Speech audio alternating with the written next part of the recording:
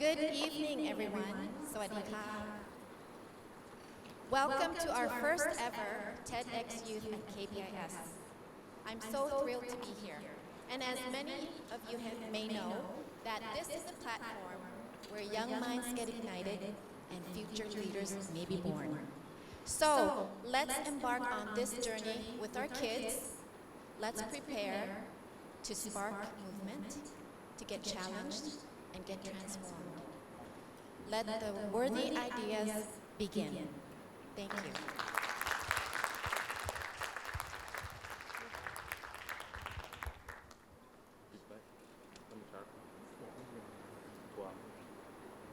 Thank you so much, Ms. Dio.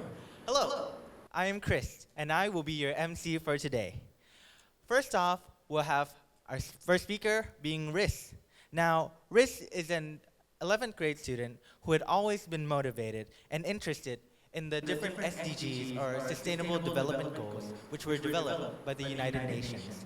Now, this has made her very invested in the well-being of others. In addition to this, she's always been invested and incredibly loved in the STEM subjects.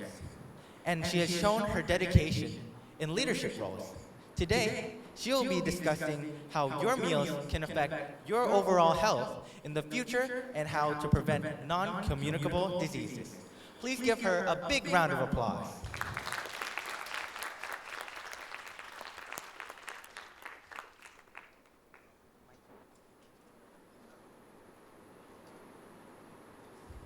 Thank you, Chris. So today I'll be talking about how our dietary choices and habits can affect our health. As I'm walking here on stage, I would like everyone here to just envision the taste, the smell, and the food that I'll be giving examples for right in front of you. First, I would like to start with a question. Do you like to eat snacks? Snacks like potato chips, popcorn, donuts, ice cream, bingsu, or just some Thai general favorite snacks like papaya salad, mala, or instant noodles that all students love. Well, I would like everyone here to just envision the snacks or the food or dish that is one of your favorite and you eat often. I'll give you a second. Well, mine is curly fries, of course. It is one of the best type of fries that I think it is really delicious and you can just eat it as a snack.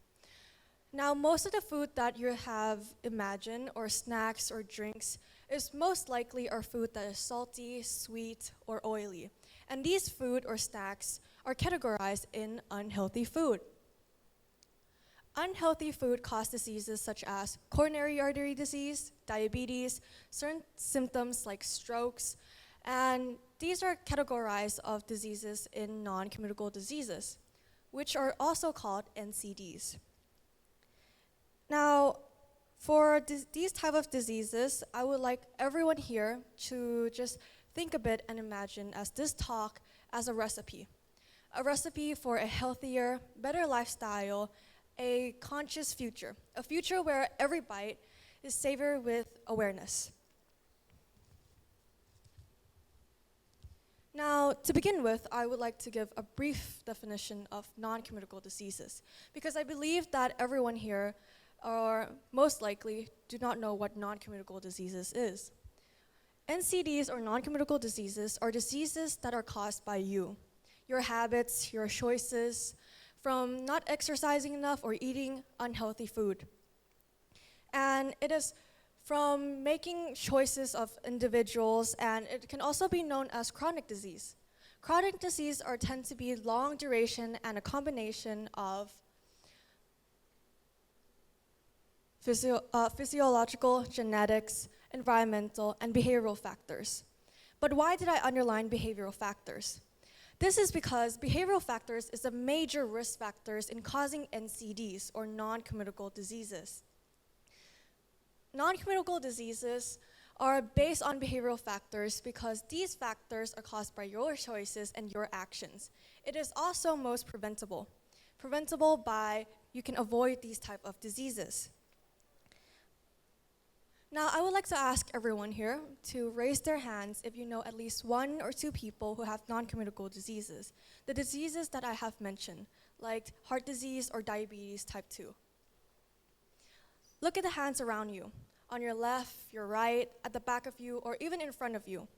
In this generation, there's a lot of affordable and convenient fast food restaurants, chains, and also including with unhealthy habits like being on your phone too much, having irregular sleep schedules, and just getting enough nutrients that you'll receive.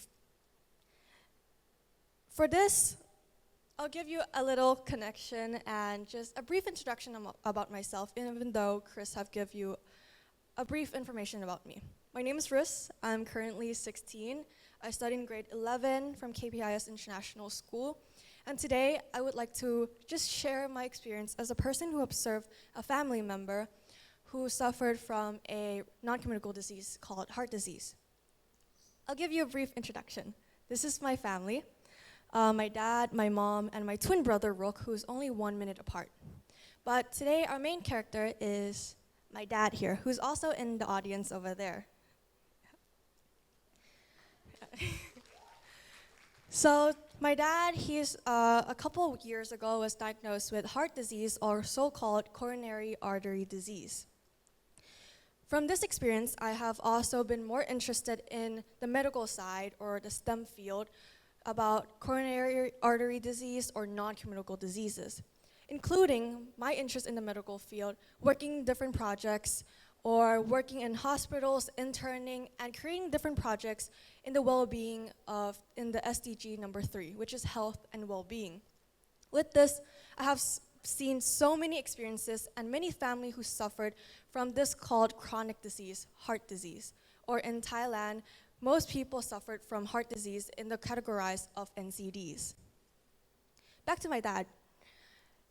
Working as an engineer since in his 20s until now, he worked tirelessly as an engineer, and with this, he have irregular sleep schedules or unhealthy diets, and this led to just some convenient fast food restaurants or food and enough nutrients for him to work again.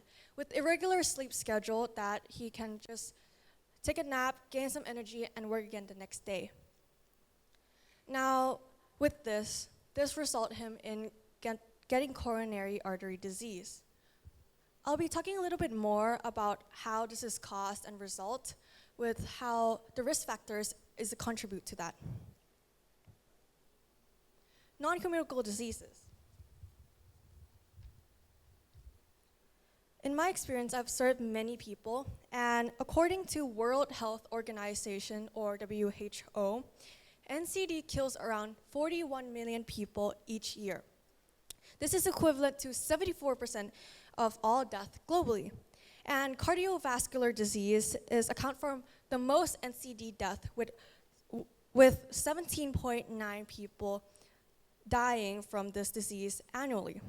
And followed by cancer, chronic respiratory diseases, and diabetes, making these 4 diseases are the main account of 80% of premature death because of NCDs.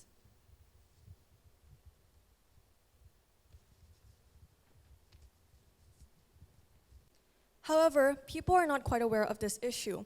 This issue is a really big problem, with people making decisions such as eating unhealthy habits, snacks, and we just grab what is the most convenient and efficient for us. People make on a daily basis with their choices can cause a long-term effect for their future and their health. And your food choices become an afterthought. For visuals, the most common type of NCDs is CVD or heart disease, or diabetes type 2. It is essential to know that these NCDs are from your habit, your actions, and such as eating oily food, not exercising enough, and having a sedentary lifestyle. To talk on a smaller scale, in Thailand, according to global burden of disease, approximately 75% of all death in Thailand is caused by non-communicable diseases, with CVD or heart disease accounting for 1/4 of this death. Now, a study from 2021 has stated that there were around 1,000 patients per 100,000 population in Thailand has suffered from heart disease. everyone is at risk of NCDs. The real issue is that not a lot of people are aware of this problem. And this problem has caused that in the present right now, non-communicable disease is such a big problem that they're killing more people than communicable diseases in total. If we don't do something about it, like awareness and educating people about this issue, this issue will only continue to be worse.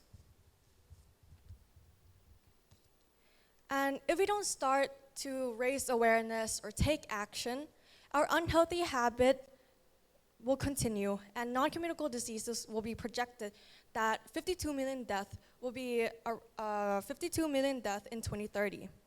And I'll talk specifically about our dietary habits and how from modifiable behavioral risk factors and other risk factors that can contribute to your health. For example, greasy foods, or food in general, they are heavy in trans fat, which can elevate your cholesterol levels, and it will increase in your bloodstream. Cholesterol build up in your arteries over time. So this causes blockage and will result in coronary artery disease. These are the diseases from NCDs. And the risk factors, there are three major contributing factors, which is modifiable behavioral risk factors, metabolic risk factors, and environmental risk factors. And these risk factors are the main one. But what is these type? Modifiable behavioral risk factors are risk factors such as your action, the usage of tobacco, alcohol, and your action in general from eating snacks or unhealthy habits. And metabolic risk factors are factors that contributes, which are the result of modifiable behavioral risk factors. And lastly, the environmental risk factors. There are different types of environmental risk factors, but the main one is air pollution, or as known as in Thailand, PM 2.5. These are caused by different type of habits and cause such as coronary artery disease. As I have mentioned, many of these steps of how your unhealthy habit, your actions, snacks, etc., can cause coronary artery disease. But the main part is that how do we prevent it? How do we prevent people from catching these type of diseases?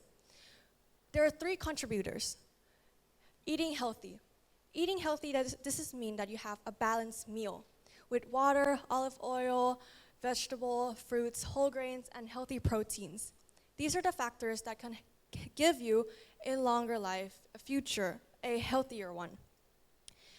And for this, you need to have three contributes, which is to eat healthy, have a lot of actions like, for example, being more active, exercising, and have a consistent sleeping schedule.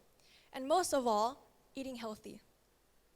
So I would like everyone here to just embark on a collective journey for a future where our dietary choices are a reflection of our commitment of well-being. And that together, let's savor the taste of a healthier, more conscious future, a better world, and one mindful bite at a time. Thank you so much and stay healthy.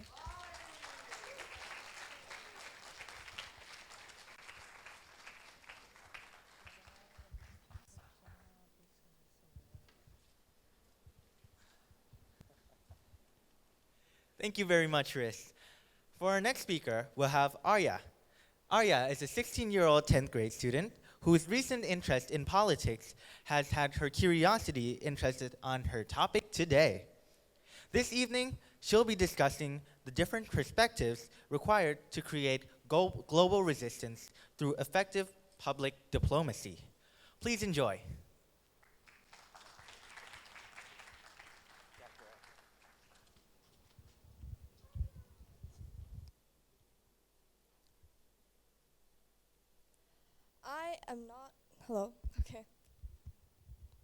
I am not a political person, and neither are most of the people sitting in the audience here today. This generation is exposed to many different versions or perspectives of current events, yet rarely do we dive deep into the complexities beneath the surface. Personally, I despise politics. I think it's far too complex and at times too unethical for me. However, as we navigate our daily lives, we cannot escape the effects of global conflicts, often fueled by the very political intricacies we might prefer to avoid. In the first days of our social studies class, the teacher often asked a question, one that has stood the test of time. Why do we bother learning history? And the monotonous answer to this question was always, so history doesn't repeat itself. But what happens in reality is a different question that remains unanswered. Why does this persist? And why is so little being done to break this vicious cycle? Right now, people my age have a similar mindset, a dream to go to universities in the US, UK, or any Western country. Why? Because it is perceived as a more well-developed nation providing more opportunities for its people. However, behind these dreams lies a deeper reality, a world complicatedly divided by its economic disparities, historical legacies, and geopolitical factors. And this phenomenon is known as power imbalance. Understanding power imbalance is crucial, as it shapes the dynamics between nations and serves as a catalyst for tensions, political strife, and violence. It goes beyond resource distribution and includes disparities in influence, unequal voice in international matters, and the difference in the impact of statements. All this lays the foundations for territorial disputes, identity conflicts, economic disparities, and geopolitical factors.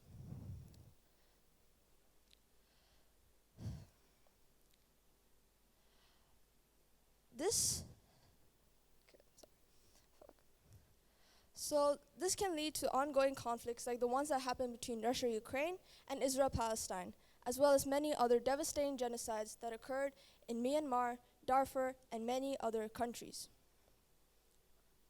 So, to understand diplomacy, we need to acknowledge an advantage that wealthier countries possessed, known as soft power. So what is soft power? It is an advantage, a persuasive approach to international relations that includes cultural or economic influence. So think of it this way. Imagine you're in a class and the teacher starts assigning random group leaders. One of them is top of the class, gets an A in everything, and is the teacher's favorite student. Naturally, you're more inclined to want to be in the top students group, right?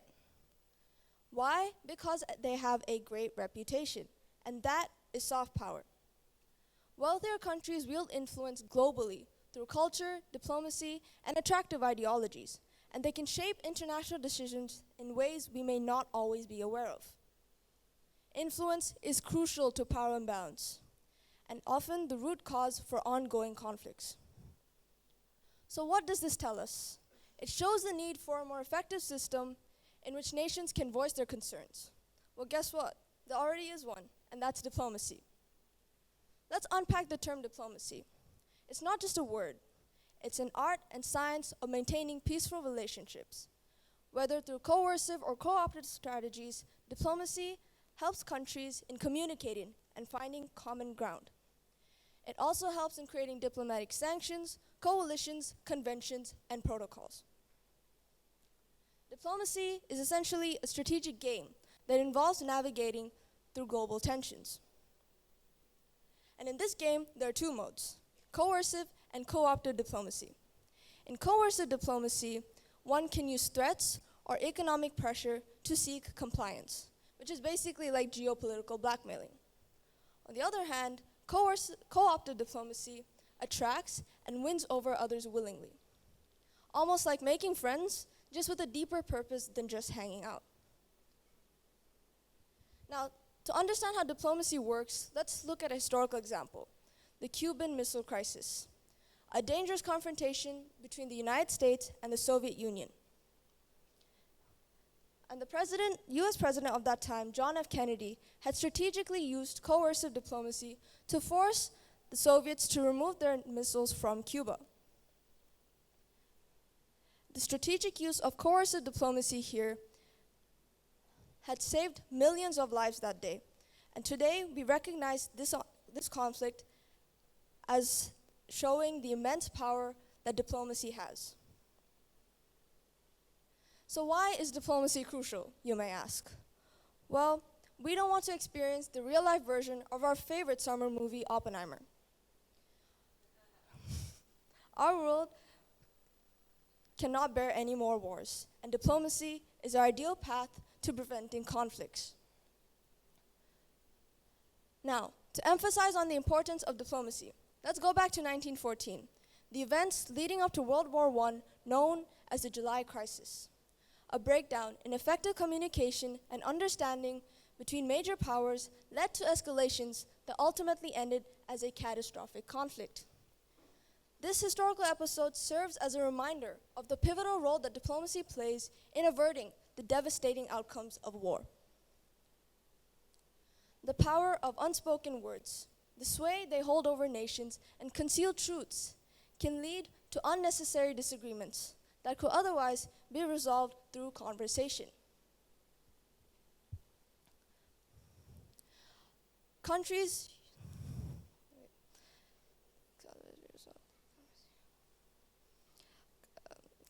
usually immediately go to war and start fighting over things, which is really unnecessary because we need to broaden our perspectives and listen and understand what each person has to say. And often, only one side of an argument is shown, and that's the one we choose to trust. In minor disputes like buying a new phone, we usually only consider one perspective, and that is our own, neglecting the potential burden that this may have on our parents. In the broader context of global conflicts, a similar issue arises. Only half of the story is produced to the world. And this can lead to many unnecessary conflicts happening.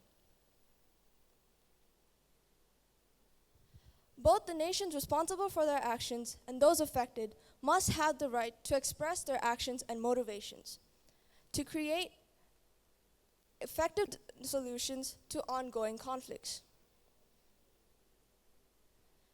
Countries nowadays spend millions to create monuments to ensure that our history is not forgotten. Yet despite these efforts, historical mistakes continues to persist. In the aftermath of World War I, we've seen that the creation of harsh punishments and strict treaties can lead to unexpected consequences, like the rise of authoritarian leaders with iconic mustaches.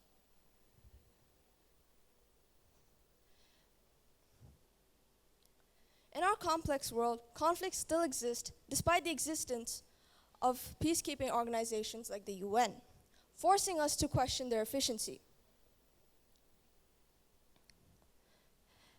Despite the UN's noble intentions, the persistence of conflicts highlights the need for a re-evaluation of the strategies used to respond to these global challenges.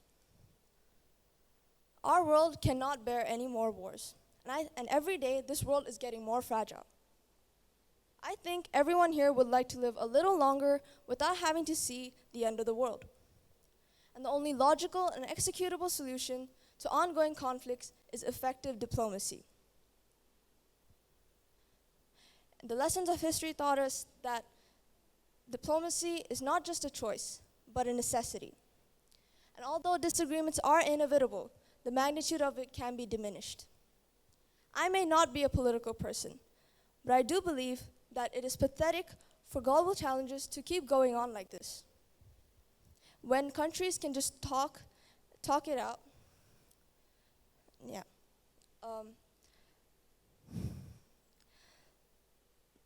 Like I mentioned before, I do find it pathetic that most of today's global conflicts. So basically, diplomacy is what we need for our planet, and I think that this could easily be resolved through talking it out instead of creating unnecessary disagreements that could lead to war and we can spare millions of lives through diplomacy. Thank you.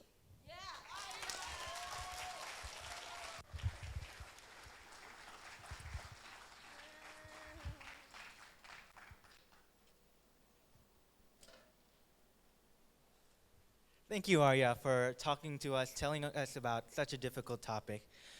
For our third speaker, we'll have Yamel, a 17-year-old 11th grade student who's very passionate about the performing arts. This love for acting has inspired her speech for TEDx today. And today, she's going to discuss the impacts of social media on communication. Please give her a big, warming round of applause.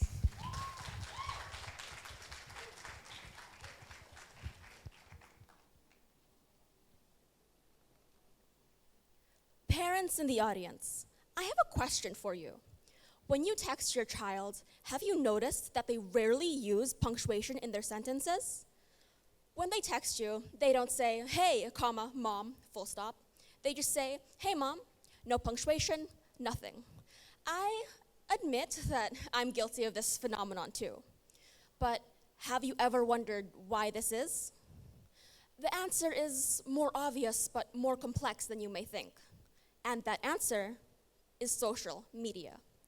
Social media has changed the way we communicate. According to Investopedia.com, social media is any type of technology that shares ideas and information. This can include popular apps like YouTube, Instagram, TikTok, Twitter, now known as X, and Facebook.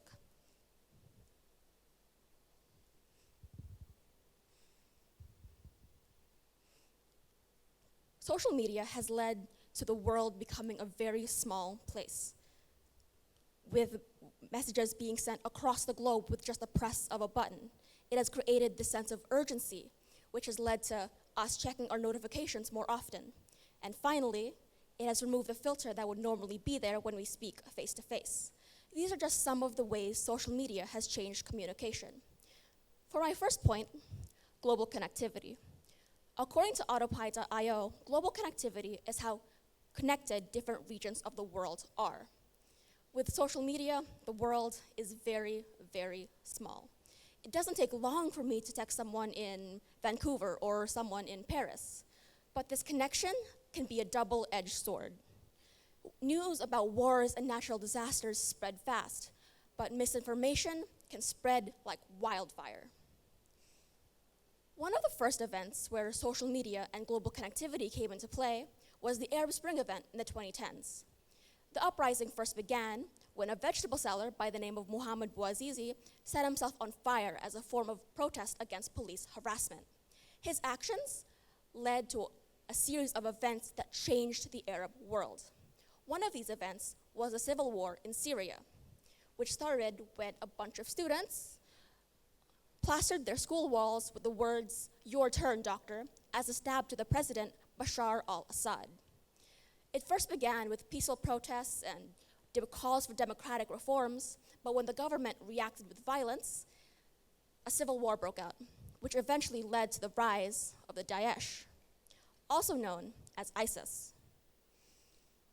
Let that sink in.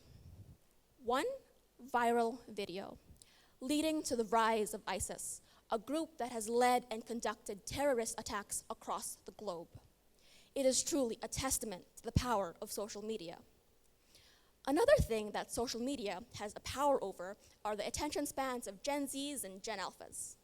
Most of us turn to apps like YouTube, Instagram, and TikTok for our entertainment, and we are constantly checking our notifications for messages. This is because social media has created this sense of urgency. Instagram stories and Snapchat stories only last for 24 hours, and the average TikTok trend only lasts for a few weeks, maybe a month if you're lucky. This sense of urgency is caused by not wanting to be left out and wanting to feel as if you're part of a group.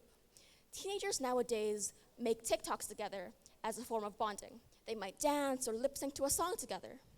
However, if you don't keep up with the trends, you might be a bit confused as to why your friends are dancing to a song about sweat.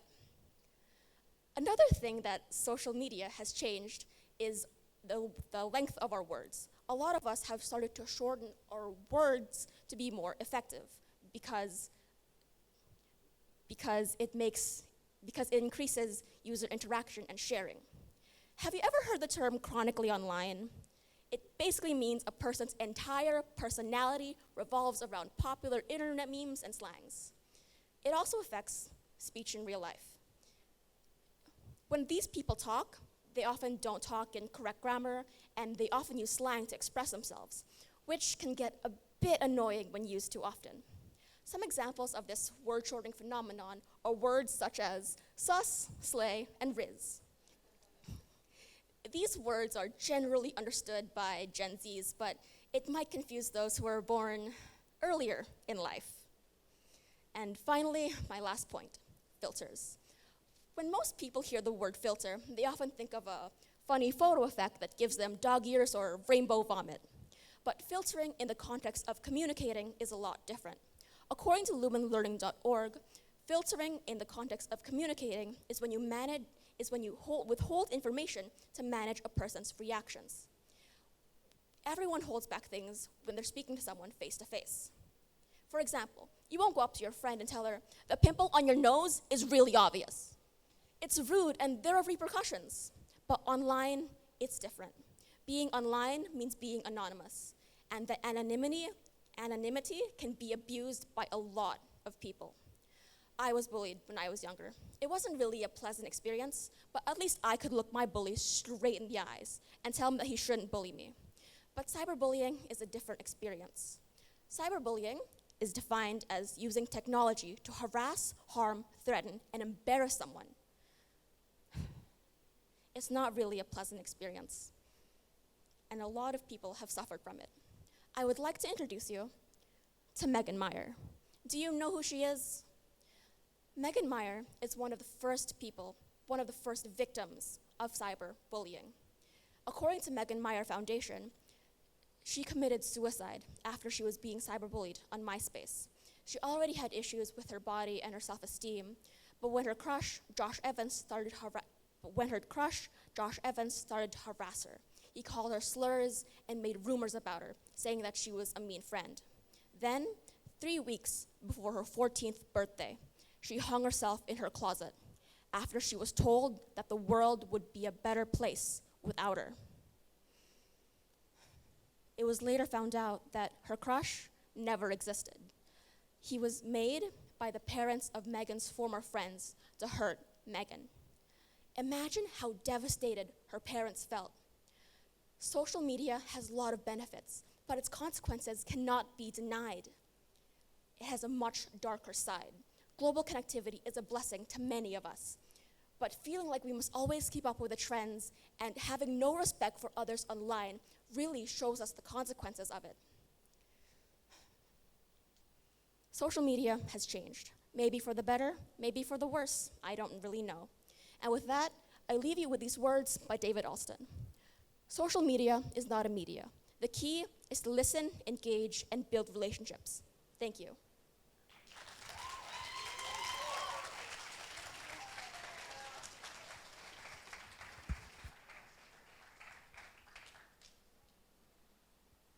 Thank you, Mel, for your passionate speech. Ladies and gentlemen, we'll be taking a 15-minute break. In the meantime, please feel free to use the restroom and enjoy the snacks that are prepared for you in front of the third floor auditorium entrance up there. Yeah, we'll be back in 15 minutes. Thank you.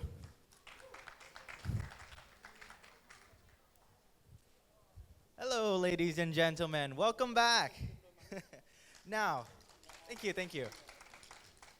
Now it's time for a musical performance by our one and only Anda from grade 10. Anda is a talented multi-instrumentalist singer who has been playing and performing since she was young.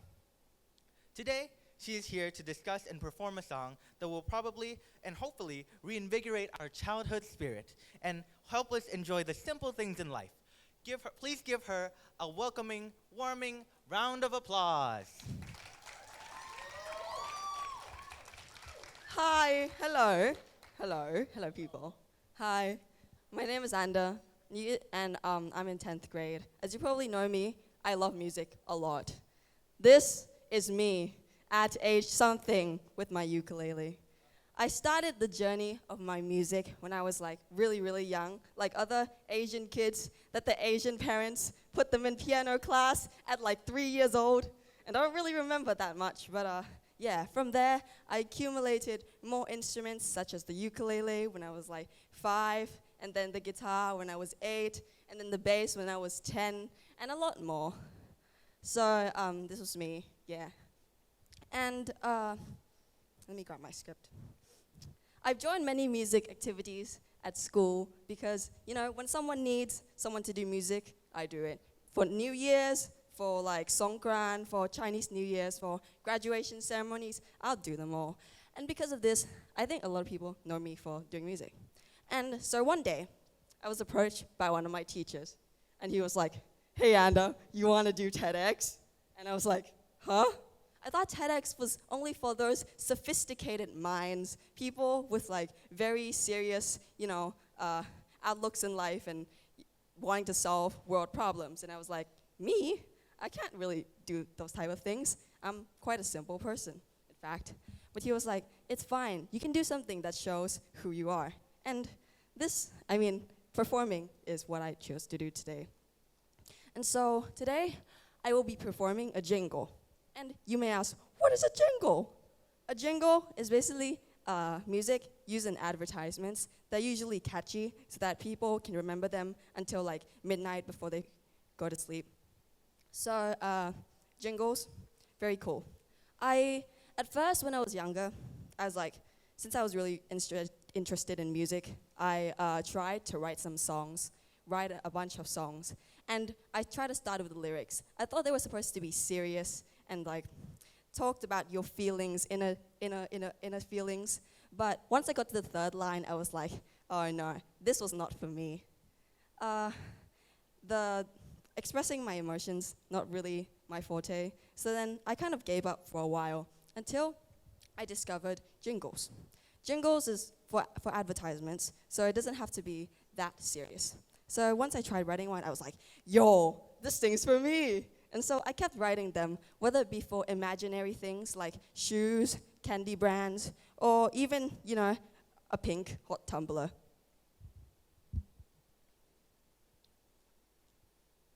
And so what you may ask, why would I be performing a jingle today? The simple answer is that it's just not that serious, and it's just really fun. And I just enjoy it. And I think that things in the world doesn't always have to be serious. And we can just enjoy doing the non-serious things. And it's also a place for me to release my creativity as in music. So that's why I chose a jingle today. So today's jingle will be about a kazoo. This is a kazoo. Let me grab my kazoo. Oh no, wrong pocket. This is a kazoo, everyone. This, my baby kazoo. Red, that one's green, but this one's red. So, oh no, my kazoo.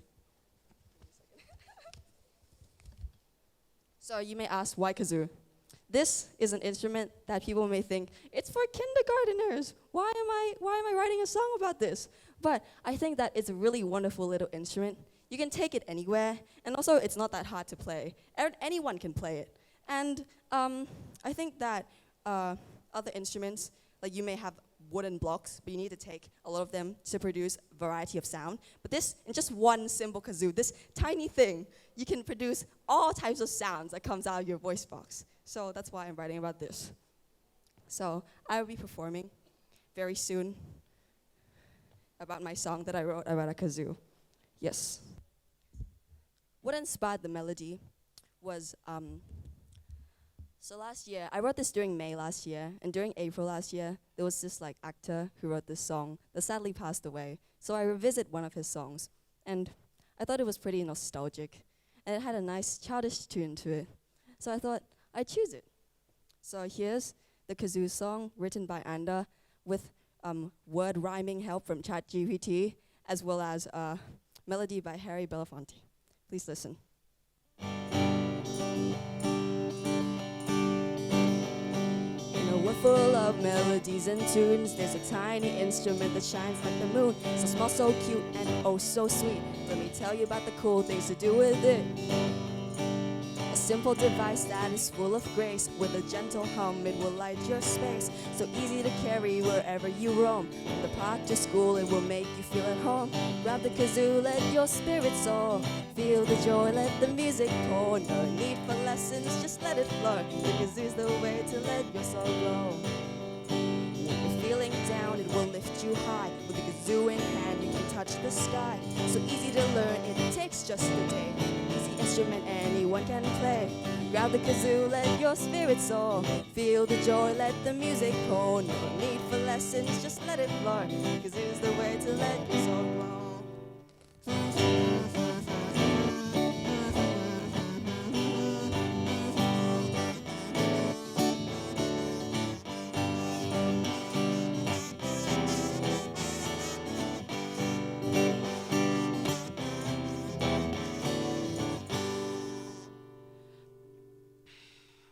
With a kazoo in your pocket, you're never alone.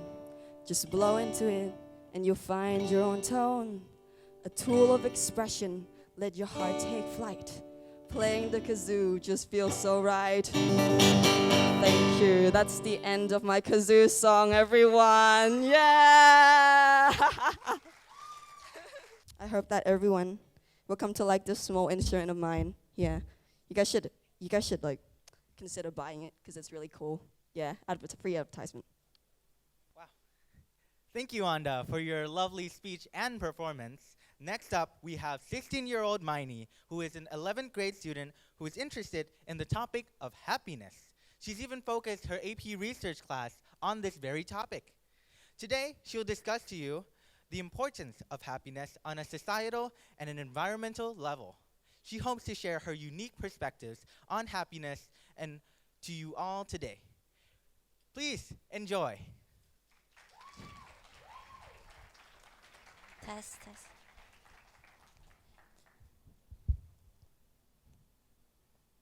Hi everyone. Before we dive into the heart of the matter, I would like to confront a concerning trend of my topic of happiness, its decline. So recent studies have shown a substantial decrease in the self-reported happiness of Generation Z. The recorded introspection of happiness levels of Gen Z versus millennials 5 years ago, when they were all around the ages of 18 to 25, show a huge difference in self-reported happiness. In 2017, 50% of young adults reported that they felt happy. However, 5 years later, in 2022, young adults now report that they are far less happy than their older counterparts were at their age, with only 37% reporting that they felt happy. Martin Seligman, who is a pioneer in positive psychology and also a world-renowned psychologist, held the view that happiness is important not just towards individual well-being, but societal progress. His PERMA model highlights the fact that happiness affects various aspects of our lives, including our ability to contribute positively to society. But when oftentimes when mentioning this topic of happiness, people view it as an unimportant and an individual goal. They think that prioritizing one's happiness over other issues is selfish. I know many of you in this room are probably thinking that exact same thing. And honestly, for much of my life, so did I. I thought that happiness, and especially the pursuit of happiness, was all about oneself. I want to be happy for me. However, since delving into this topic, my thinking has changed completely. I now believe that whether you are happy or not, or whether you act happy or not, is all about altruism, not selfishness. So today I want to talk about why this decline in happiness is even important, as well as explaining the title of my topic, that happiness can be a tool for sustainability. But before we move on, I would like to invite all of you to do this little activity with me. So if you will, please close your eyes and imagine this. Imagine a place so environmentally stable, teeming with life in every nook and cranny. Imagine lush greenery, trees standing tall and proud, their leaves whispering secrets to the wind. Imagine vibrant magnolias and orchids, mountains reaching high up to the sky, crystal clear rivers and lakes mirroring the clouds, a haven of biodiversity. But that's not all. Imagine laughter, smiles, and joy radiating from every face. Now open your eyes. Is this picture behind me something like what you're imagining in your head? Well, this is what I was describing, and this picture is known as Bhutan. Bhutan is a landlocked country in between two powerful nations, China and India. And what's amazing about Bhutan is that the people and the government have revived and maintained the environment so much so that it's not only carbon neutral, which means that the country as a whole doesn't emit carbon dioxide into the atmosphere due to the equal amounts that it creates and absorbs. So it's not only carbon neutral, it's carbon negative, which means that their forest's ability to sequester CO2 outweighs its ability to produce it. And this term is referred to as a carbon sink. And for reference, there's only 3 carbon sinks in this whole world, in 3 countries out of 195. And Bhutan was the first one. It was a trailblazer in this incredible feat. But how did Bhutan become the first ever carbon negative country? For Bhutan, happiness is the answer. In Bhutan, happiness isn't just a fleeting feeling. It's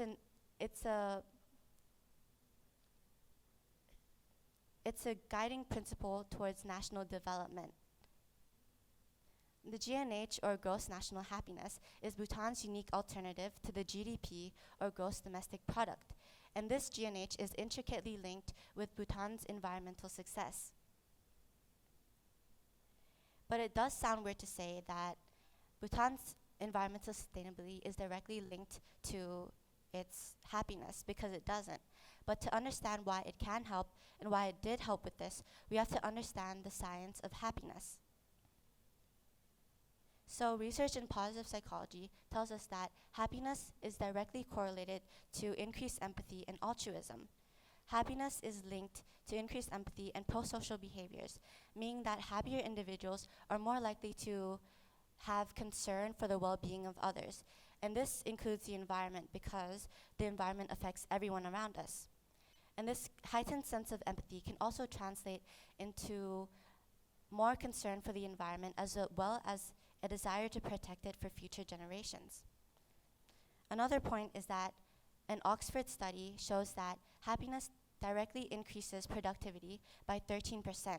So by understanding this fact, we understand that an alternative goal of happiness worldwide is the increased productivity of people. And with these 2 factors in mind, consider the ripple effect of happiness.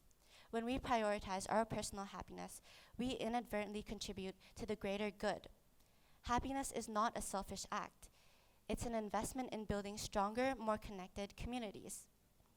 So what can we do to ensure that happiness can be used as a driving force for positive change? The answer is closer to what you might think. It starts with each and every one of us in this room. We have the power to cultivate our own happiness, spread joy in our immediate circles, and embrace gratitude. Imagine if each one of us chose to do just one act of kindness each day to have an impact on someone else's life. These small cumulative effects of happiness, of these small acts of kindness, could be monumental. But our journey doesn't stop here. I would like to invite you to imagine a world where happiness is a shared goal and not a personal pursuit. A world where happiness becomes a transformative force, saving the world with one smile, one act of kindness, and one positive ripple at a time. Thank you.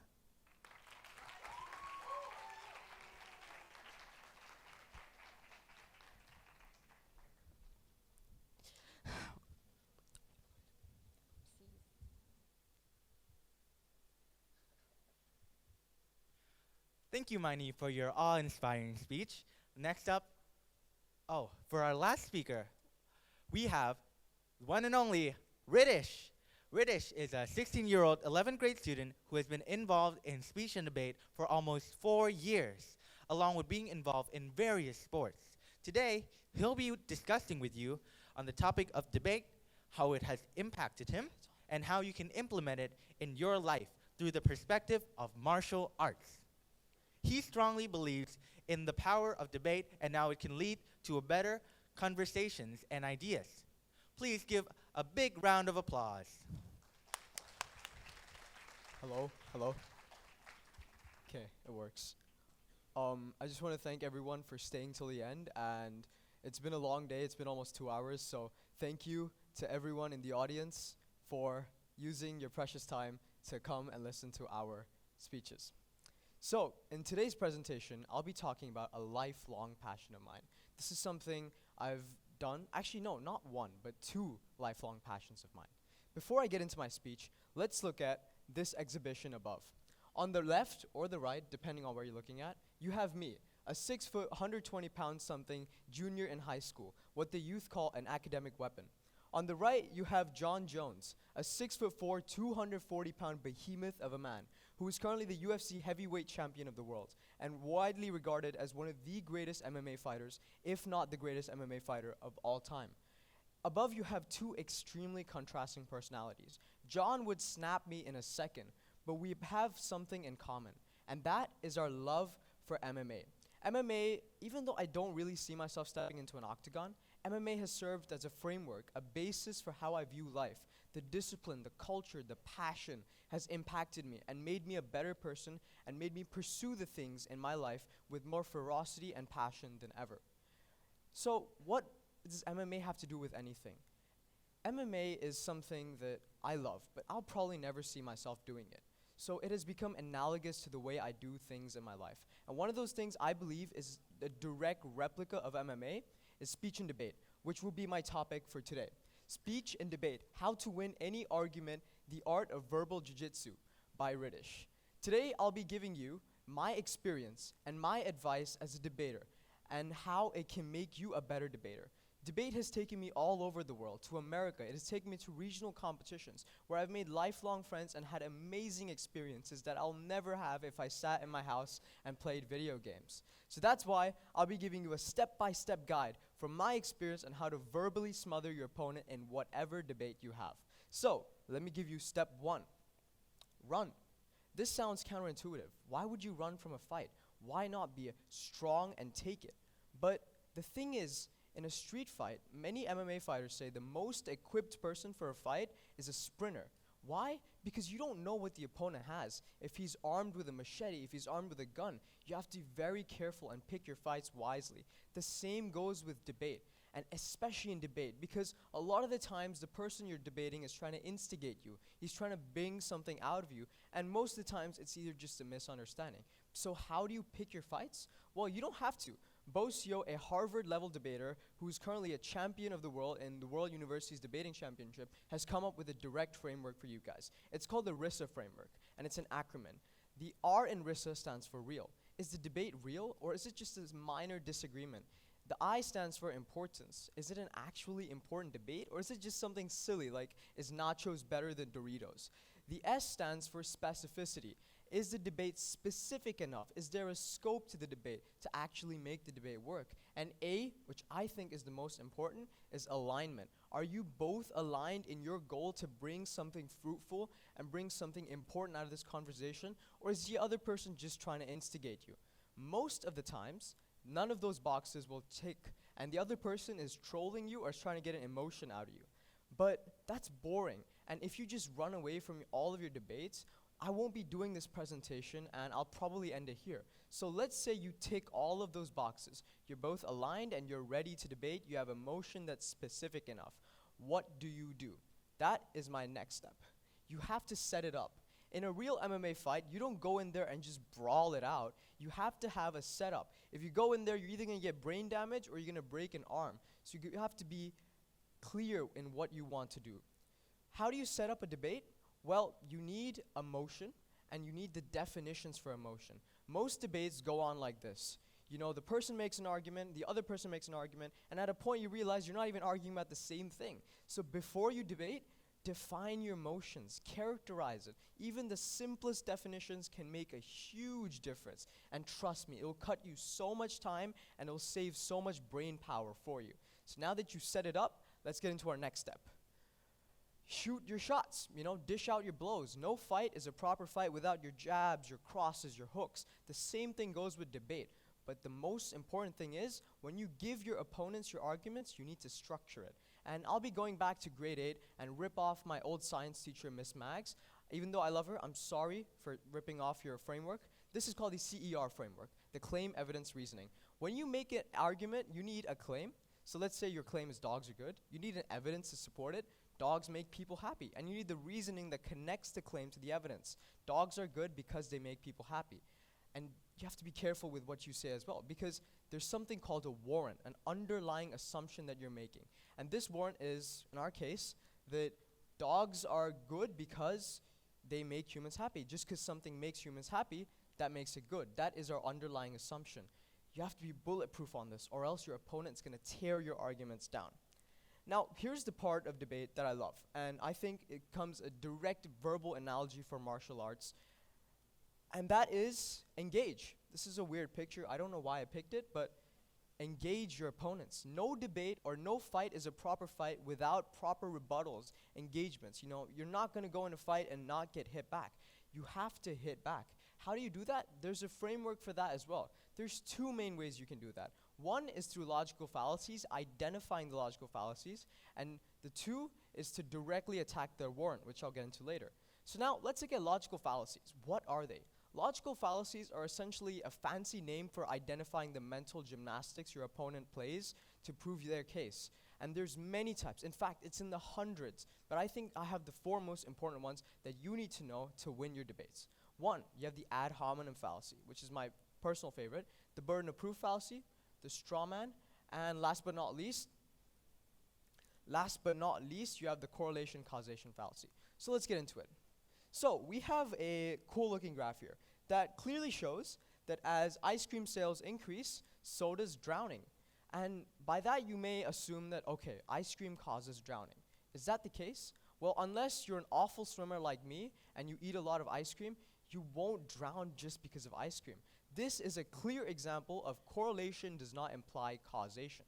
What could be happening here is that during the summer months, more people buy ice cream and more people go swimming as well. So the correlation between ice cream sales and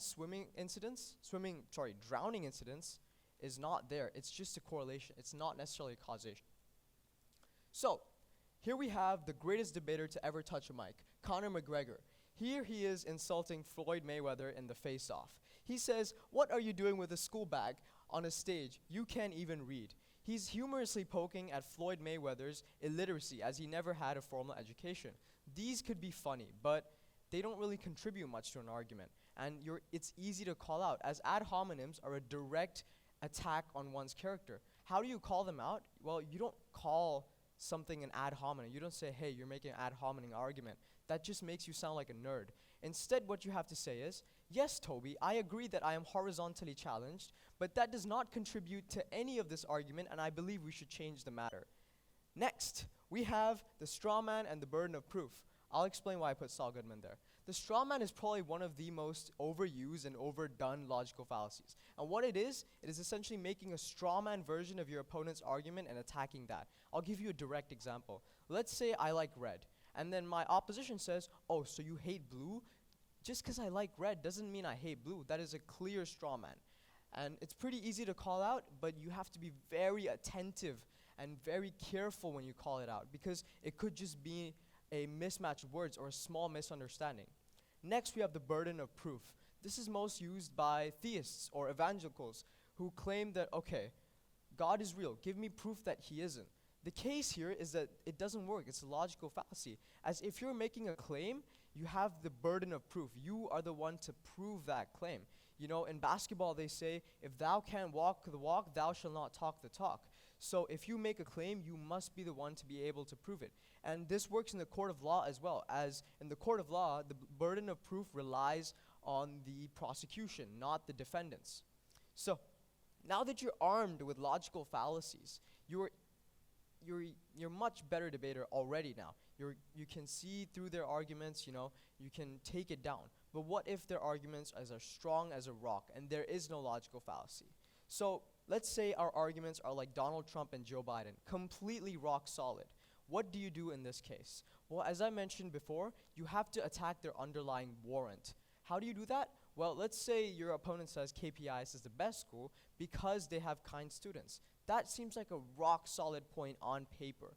But how do you attack that? Is you look at the warrant. They are implying that because a school has kind students, it is the best school. And that is easily attackable by simply saying, okay, well, just because a school has kind students does not necessarily make it an amazing school. There are various other factors. So attacking the warrant can be one of the best ways to win a debate. Next up, the scorecard. Here we have Floyd Mayweather versus Manny Pacquiao. This was a very close match. They were going blow to blow with each other. However, Floyd edged him out at the end. Why? Because he had stronger blows. The same thing goes for debate. But this is where debate and MMA sort of converge. As in MMA, it's usually set in stone. Whatever you do on that octagon stays there. You can't make it better. But in debate, you can make your case better as the third speaker, traditionally, in normal debates. But if you're just arguing with your friend, it's normal banter, you don't have a third speaker, then that's completely fine as well. This is the scorecard part. You have to prove to the judges why your blows were much harder than theirs. I'll give you an example. In one of my debates, my friend, she is an amazing debater, one of the best I've ever met. And this argument was about, I think, universal basic income. They say about, they told her that, okay, universal basic income provides good health benefits, it is much better, it provides good well-being. She accepted those points, but she proved to them why our points were way more important and relevant than theirs. She said, okay, yeah, I agree that universal basic income provides some degree of well-being. However, the cost to the economy is too large to be made up by well-being. So that is essentially what the scorecard is. It is a way of showing that your arguments overall were much better than theirs. So, now that you've gotten your scorecards, everything else down, I want to thank you for coming over here. Please don't clap yet. I have a fancy speech at the end. In a world, speech and debate has taken me all over the world. I want to thank one of my teachers in the back row, Mr. Zayed, for making everything possible and giving me all of these experiences. Thank you, teacher. He's taken me over the world, and I've made so many friends. I've learned so much, and I hope you learned something new from it. In a world full with divide, political polarization, Ukraine, Gaza, misinformation, a proper political discourse, having good arguments, having good conversations is not just a choice. It has become a duty, and it is a duty as the youth of this world to make better arguments and generate better ideas for a better world. Thank you.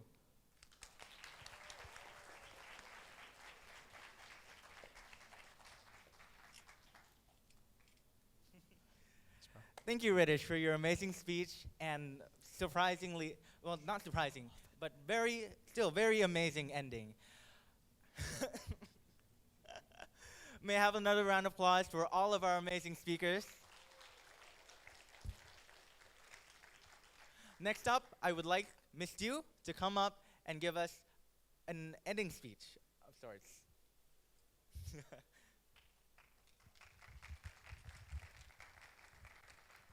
Thank you. I'd like to take this opportunity to thank you all tonight for supporting our event. And also thank you to the organizers, Zach and David, and all the support staff. Thank you. Round of applause for them, please.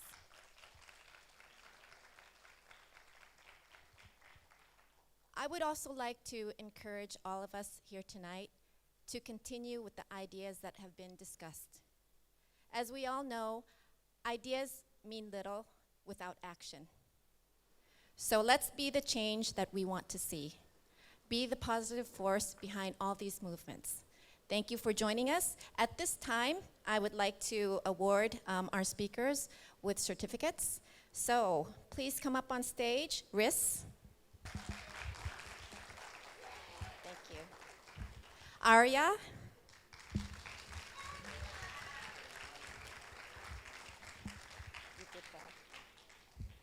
Yamel.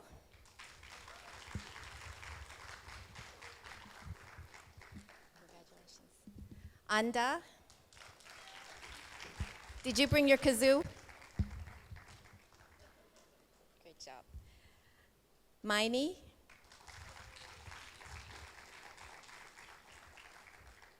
Thank you. And Ritesh. Thank you.